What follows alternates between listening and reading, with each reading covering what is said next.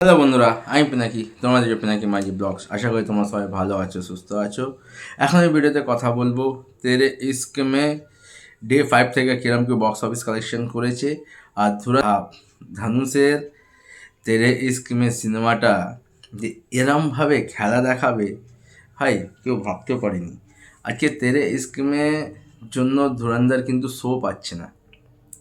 ধুরন্ধর যেটা এত high caste cinema, ঠিক আছে, যে সিনেমাটা নিয়ে প্রচুর হাইপ ছিল, যখন ওর ফার্স্ট লুক এসেছিলো, যখন টিজার এলো, ট্রেলার এলো, প্রচণ্ড হাইপ ছিল।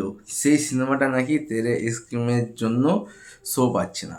মানে ধানুষ কি খেলা শুরু করেছে, ঠিক আছে।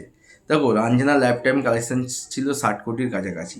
তো তেরে ইস্কিমে মানডে আর টিউসডে কীরকম কী কালেকশন করেছে, যদিও কালকে মেকার্সদের তরফ থেকে অফিসিয়ালি পোস্টার এসে গেছিলো, যেখানে মেকার্সরা দিয়েছিল 62 কোটি 47 লাখ, ঠিক আছে।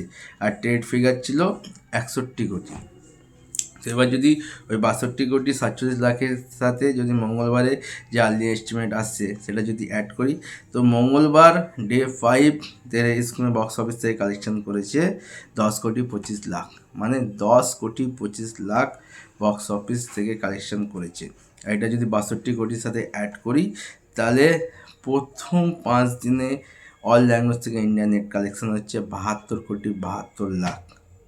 মানে ধানুষ আর কৃতি সানন বক্স অফিসে আগুন লাগিয়ে দিয়েছে।